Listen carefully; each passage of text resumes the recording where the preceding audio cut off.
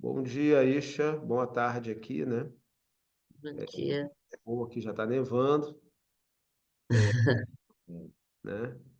Mas enfim, então vamos lá. Hoje vamos falar um pouco de um livro de autoajuda. Aliás, o único livro de autoajuda que eu acho que vale a pena ler na área financeira, que é Pai Pobre, Pai Rico, do Robert Kiyosaki, que é um best-seller aí dos anos 90, mas que até hoje vende muito.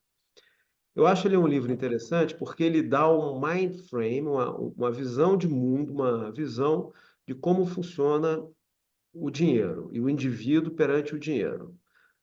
Ah, porque a primeira crítica que o livro já faz é que na escola nós aprendemos a lidar com o dinheiro sempre cuidando do dinheiro dos outros. Ou seja, no MBA de finanças você aprende Corporate Finance, que é a parte financeira de uma empresa. Na escola, primeiro e segundo grau, ninguém aprende nada em princípio Hum. do dinheiro, faz finanças pessoais, nada disso. Se aprende muito pouco, muito básico hoje em dia, né? Eu não aprendi.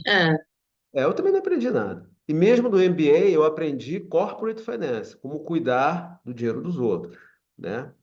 Mas Hum. nunca eu tinha visto, e nisso ele foi revolucionário, por isso ele vendeu muito, você aprender a lógica do dinheiro do ponto de vista do indivíduo comum, né? Uhum.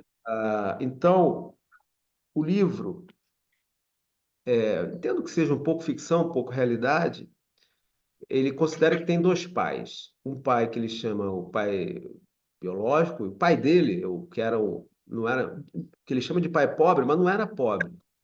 Era um cara assalariado, mas era, na verdade, um professor universitário que chegou a ser secretário de Educação do Havaí, chegou a concorrer para o Congresso pelo Partido Republicano. É. Ele não era pobre, ele era apenas Não. de salário, né? E, e o pai rico dele é o pai de um amigo dele de infância, chamado Mike, né? O garoto é Mike, né? O pai, ele nunca disse o nome. Que era um empresário rico lá do Havaí, acabou ficando rico, né? E aí ele vai confrontando as coisas que ele aprende, que ele ouviu do pai pobre e pai rico. O pai pobre, novamente, o pai dele não era pobre, né? Mas ele chama de pai É. pobre, para Sim. estar com o pai rico. Ele disse que ele sempre, desde garoto, ouviu o conselho do pai dele, do pai pobre, de que ele tinha que arranjar um emprego seguro, trabalhar a vida inteira, se aposentar e morrer. Basicamente isso, né? Ganhar um salário, enfim. Então ele, Robert Kiyosaki, ele foi lutar no Vietnã. Quando ele voltou, que é a geração dele, Nossa. ele Sim. fez concurso para a Marinha Mercante, se eu não me engano, começou a ganhar um bom salário, depois fez um outro concurso. Enfim, até que um dia, com 20 e poucos anos, ele resolveu empreender. Ou seja, seguir, ele disse que ele queria seguir o conselho do pai rico, que era nunca trabalhar por dinheiro, mas sim fazer o dinheiro trabalhar para você. Para você. Então, então ele resolveu seguir esse conselho. Bem,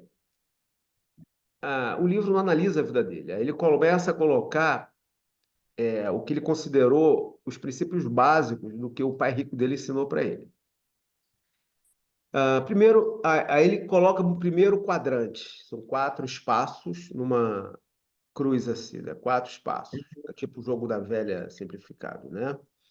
Você tem do lado direito ocupações que ele considera de assalariado, que é o empregado, numa empresa, ganha o salário, e o Uhum. consultor, que na verdade é o cara que trabalha patrão ele próprio, mas também é salário, porque os dois têm a seguinte característica: a grande característica dessas duas ocupações é que você vende seu tempo em troca de um salário. Como o seu dia tem horas limitadas, mesmo que você trabalhe 24, você não pode trabalhar 25 horas por dia.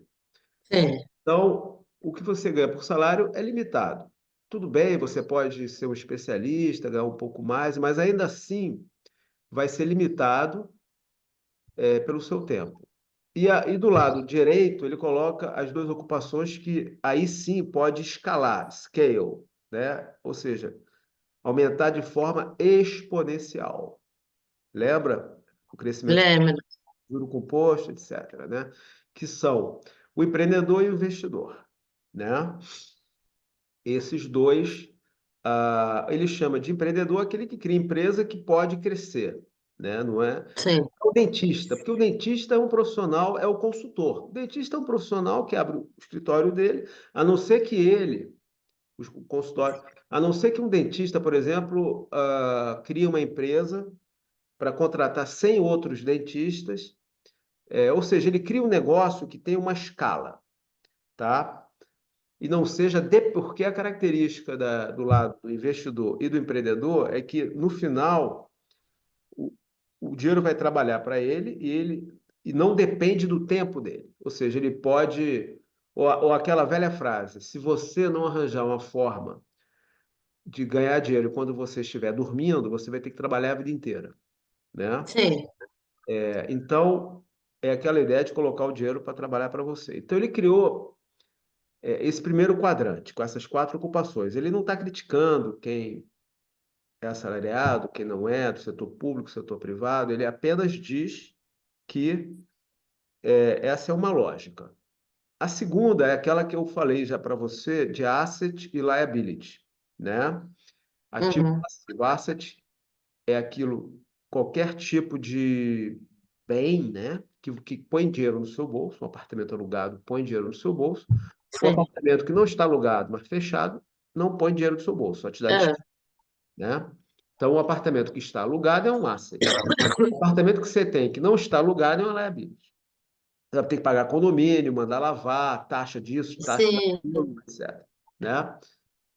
Por exemplo, um carro não é um asset. Carro é uma liability, claro, você precisa para ganhar dinheiro, para viver, mas sim. não é Pra um viver. asset, como muita gente, né, diz, né? O asset é aquilo que põe dinheiro no seu bolso, né? De forma regular, né? Então, um investimento, por exemplo, um fundo DI, como você tem da CDI, é um asset. Coloca dinheiro no seu bolso, Sim, seu bolso. né? Agora, você comprou uma Ferrari, fica rezando para ela subir de preço para você vender, Não vai acontecer. vai acontecer, na verdade, é uma liability, você tem que pagar IPVA, etc, etc, né? É, e a manutenção do veículo, É, né? é. Então, então ele coloca essas duas, como é que eu vou dizer? Essas duas, esses dois quadros conceituais, ou conceitos, ou princípios, né? Para você entender. E aí você escolhe o que você quer, né? Mas aí ele fala das grandes ilusões. Por exemplo, a ilusão, o que mais existe em classe média alta, o sujeito ganhar um belo salário. O sujeito começa ganhando um salário X, aí ele tem um carro pequeno, a casa pequena, aí ele ganha um salário maior, ele compra uma casa maior, carro maior, aí ganha mais ainda, compra um carro ainda maior, troca de mulher, aí já separou, já tem dois filhos com a primeira, e aí ele vai assim, né? Gastando o dinheiro dele e não acumulando, e sempre trabalhando mais, né? É o que ele chama de corrida dos ratos, que é o rato correndo e não saindo do lugar, porque ele corre dentro Aquela do. roda de hamster, né? É isso, a corrida do. The Race of Rat Race, na verdade. Né? Não é legal essa. Você Sim, corre, ganha dinheiro, ganha dinheiro, ganha dinheiro, mas não sai do lugar. Né? gasta, é, porque você gasta na mesma proporção, né? Então, Então, em geral, as pessoas fazem isso, porque elas confundem, então elas não têm conceitos, a partir disso ele coloca conceitos. O conceito dele de riqueza é muito interessante. Você é rico quando você tem o assets suficientes para poder parar de trabalhar e manter o nível de vida que você tem. uhum, Então, por exemplo, se você tem um nível de vida que você gasta 30 mil reais por mês, você está feliz com esse nível de vida, uhum. 40, e você tem assets que lhe dão isso, você é uma pessoa rica. Ótimo. Se você gasta 100 mil e tem assets que dão 80, você é uma pessoa que não é rica. Você entendeu? Sim. A riqueza é um conceito bem interessante na visão dele. É um conceito relativo, relativo ao que você gasta, né? Uhum. E é o que você é uma relação sempre entre o que você ganha e o que você gasta, e não manifestações externas como casa grande, carro grande. Então, por exemplo, quando você vê um cara com um Porsche, a única coisa que você sabe sobre esse cara é que seja lá o que ele tinha no banco, agora subtraiu o dinheiro do Porsche. É. É a única informação real que você tem sobre a pessoa. Você não sabe se ele comprou aquele Porsche à prestação. Você entende? Você não sabe se ele mora numa tenda ali embaixo da A única árvore. que você sabe que seja lá o que ele tinha no banco, agora você já subtrai o valor do Porsche, né? É, Ou da dívida que ele adquiriu para comprar o Porsche. Então, consegui. É. é uma visão muito interessante sobre dinheiro, porque te dá uma visão, sobretudo para pessoas jovens, assim como você, porque você tem tempo para, por exemplo, acumular dinheiro de maneira tranquila, sem, né? Ou seja, você se organizar para acumular dinheiro. Mas ele sempre estimula a pessoa a empreender, o que é algo que a gente não aprende. Você nunca deve ter ouvido ninguém te dizer para você empreender, né? Não, não da minha família, não. É, então, por exemplo, eu empreendi algumas vezes já, várias, na verdade. Eu, quando eu tinha 30, assim, em 2000, né, eu tinha 35, por exemplo. Meu primeiro empreendimento foi o Global 21, quando eu tinha, 2000, em final de 99, eu tinha uns 35 anos, né? E deu um certo resultado, depois eu... Mas eu quero dizer o seguinte, eu empreendi algumas vezes, mas acabei nunca criando um grande empreendimento. O que eu acabei conseguindo foi viver como investidor, que é também um Sim. quadrante, né? Aí às vezes é melhor. Não depende do perfil da pessoa, da oportunidade, enfim. Dá mais. É. Mas tudo que o que eu digo para você é que você pode apostar em empreender algo, ou pode, para investir, você tem que estudar muito. E o que ele diz é que na escola a gente não aprende isso. Aí ele tem um livro que diz assim: alunos C tiram C. Não, alunos, o que você vê em geral é o seguinte: são alunos que tiram notas A trabalhando para os alunos que tiram nota C. Porque, em geral, os empreendedores são aqueles que tiram as piores notas, porque eles não conseguem os melhores empregos. Aí eles acabam tendo que empreender e acabam Sim. com risco, ficando rico, e aí o tira nota A acaba virando empregado dele. E isso você pode ver que acontece. Em geral, os empreendedores nunca. Não, você tem exceções, mas em geral os empreendedores ou é dropout, de universidade, ou são pessoas que nunca tiveram assim, uma carreira acadêmica brilhante. Brilhante. E os alunos B, em geral, vai trabalhar para o governo. E é o meu caso. Eu era um aluno B, fui trabalhar para o governo. Não, mas isso é Eu achei típico. que você fosse aluno A. Não, nunca fui aluno A, né? Os Ah, alunos B, assim, a tia Ana Paula era A, mano. Ana Paula Era tá? uma. Fui trabalhar para o governo, é. É, porque nos Estados Unidos, né? Nos Estados Unidos, eu não era aluno A, não. Mas nos Estados Unidos é mais assim, né? O aluno B, quem vai trabalhar para o governo, em geral, é porque não conseguiu um emprego no setor privado, Do né? privado, né? Mas consegue no governo. O C não consegue nenhum nem outro. Aí ele vai empreender. É, ele vai Agora, tentar alguma outra forma. vai tentar, porque aí você pode ver que faz sentido esse título de um dos livros dele, né?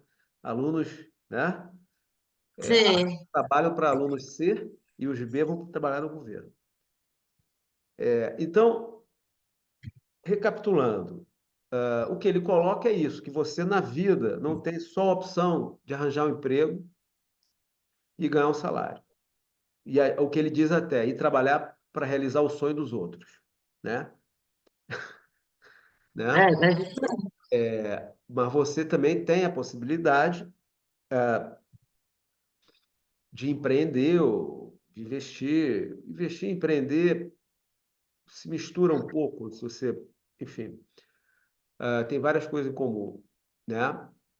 Para isso, você tem que aprender, já que ele diz que isso não é ensinado na escola. Não é, mas não Agora, é. faça as perguntas para tirar dúvida e a gente encerrar aqui a aula. Não, por exemplo, tanto empreender quanto investir, ele não é um negócio intuitivo, né? São negócios, os dois que querem bastante tempo para estudo, né? E aprender na prática mesmo, dando ali a casca a cara a tapa, né? Prática. Eu acho que você falou tudo. Você tem que estudar, mas a prática é obrigatória. A prática é onde você mais aprende, tentativa e erro, tá? A prática, Hum, ela é fundamental para o aprendizado do empreendedor. O estudo também é, mas o que define o empreendedor é a prática, é a capacidade de execução, tá? sim. O que define o empreendedor é a capacidade de execução. Vamos lá.